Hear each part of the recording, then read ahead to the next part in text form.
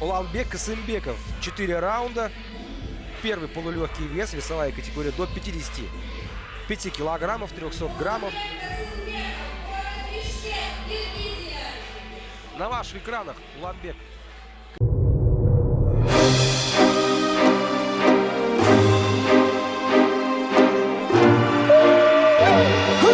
Alga, Kırgız'ın cigitleri alga. Kırgız'ın cigitleri alga. Kırgız'ın cigitleri alga. Alga. Kırgız'ın cigitleri daim çoğu betinde. Patriotluk sezimler baranın milletinde. Uluğa urmat, küçüğe ızat.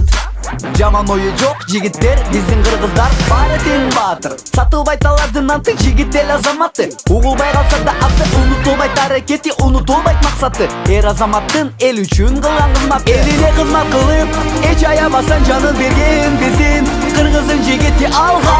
Кыргыздын жигиттери алга. Eline kızmak kılıp hiç ayamazsan canın bergen bizdin Kırgız'ın jigiti alga. Kırgız'ın jigitleri alga. Kırgız'ın jigitleri geri telpek İlgerten beri көп düşmandı jengen Har bir kadamın basıp alga Alatoğunu aşıp gelgen jerimden Men kırgız ekenimne Kırgız meken Eline kızmak kılıp hiç ayamazsan canın bergen bizdin Kırgız'ın jigiti alga. Kırgız'ın jigitleri alga. Eline kızmak kılıp hiç ayamazsan canın bergen bizdin Kırgız'ın jigiti alga.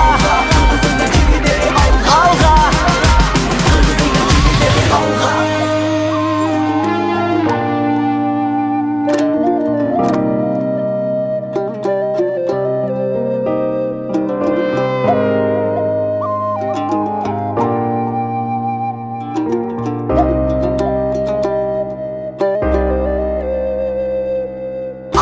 Kırgız'ın jigitleri alga.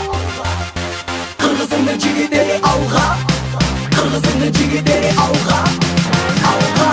Eline kızmak kılıp hiç ayamazsan canın bergen bizdin Kırgız'ın jigiti alga.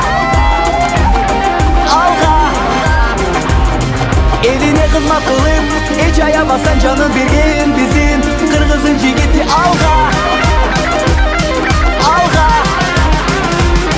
Eline kızmak kılıp hiç ayamazsan canın bergen bizdin Kırgız'ın jigiti alga. Kırgız'ın jigitleri alga. Eline kızmak kılıp hiç ayamazsan canın bergen bizdin Kırgız'ın jigiti alga.